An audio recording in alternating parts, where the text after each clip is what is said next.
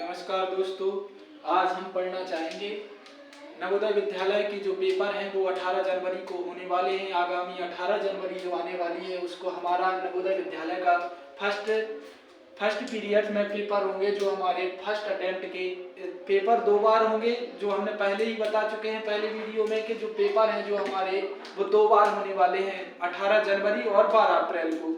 तो जो 18 जनवरी का पेपर है उन बच्चों को ये डाउट है कि कौन से चैप्टर से कौन सा चैप्टर छूट गया है या कौन सा चैप्टर नहीं पढ़ा है या अधिक पढ़ लिए हैं, तो उससे घबराने की ज़रूरत नहीं है। हम बताने आए हैं कि आज कौन कौन से टॉपिक आने वाले हैं हमारे नवोदय विद्यालय के पेपर में, तो उसको टॉपिक बाय टॉपिक बताएंगे हम कि कौन सा टॉपिक अधिक पूछा जा रहा है और कौन सा पेपर में आया हुआ है प्रीवियस ईयर में, पिछले वर्ष के पेपरों में। उसको हमने एनालिसिस करके जो वीडियो तैयार किया है आज उसी को हम समझाने आए हैं। सब बच्चों को डाउट भी क्लियर हो जाएगा और किस प्रकार से कौन सा क्वेश्चन आने वाला है। तो पहला हमारा अंक गणित का पेपर होना है, जो उसमें 20 क्वेश्चन आएंगे। 20 क्वेश्चन में से 25 नंबर के रहेंगे। तो वर्णमाला यानी महत्वपूर्ण सूत्रमाला पढ़ के जाएं, उसको बेसिक जिसका कॉन्सेप्ट क्लियर होगा वही अधिक से अधिक स्कोर कर पाएगा मैथ में। जे क्लियर बात आज हम सब बच्चों को बता दें कि जो मैथ का अच्छे से अच्छे बेसिक कॉन्सेप्ट क्लियर होंगे उन बच्चों का अच्छा स्कोर हो पाएगा मैथ में, जे गारंटी है। तो पहला महत्वपूर्ण सूत्रमाला पढ़ के जाएं, फिर दूसरा चैप्टर सरलीकरण जिससे क्वेश्चन अधिक आने की संभावना रहती है, फिर संख्या और संख्या पद्धति उससे भी क्वेश्चन आने की अधिक संभावना होती है।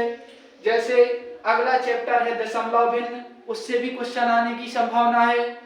और एक एक ही नियम पढ़ के जाना है जिससे भी उससे भी क्वेश्चन आएगा, पक्का ही देखा जाएगा।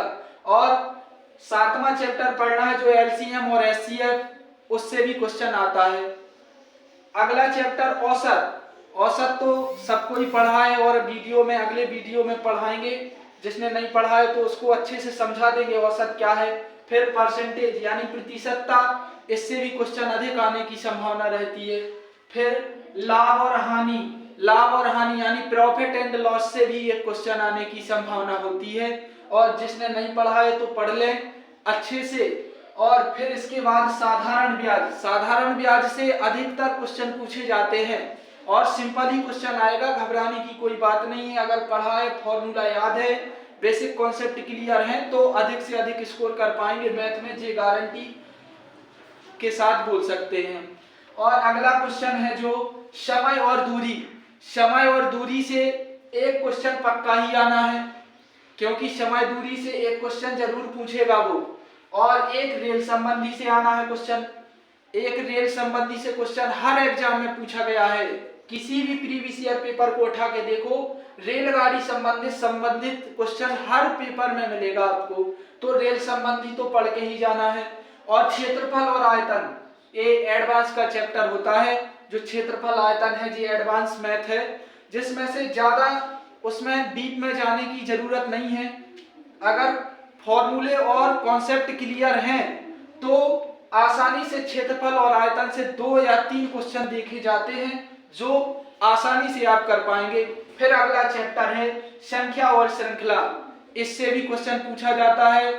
और अगला लास्ट चैप्टर है जो समय और घड़ी, इससे भी क्वेश्चन पूछे जाते हैं। यानी अगर आप इतने चैप्टर पढ़ के जाते हैं सभी, तो क्लियर है कि आप अच्छा स्कोर कर पाएंगे मैथ में। अगर 20 क्वेश्चन है और अगर इतने पढ़ के गए तो लगभग गारंटी के साथ ये तो नहीं कह सकता हूं कि 20 में 20 करके आएगा, लेकिन 17 से 18 और 19 क्वेश्चन लगभग बच्चे सभी करके आएंगे इतने चैप्टर से।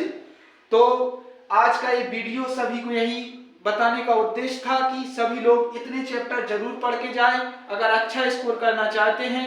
जो अच्छा स्कोर करना चाहते हैं अगर इतना चैप्टर पढ़े हैं तो वो संभवतः अच्छा स्कोर करेंगे भी। नमस्कार।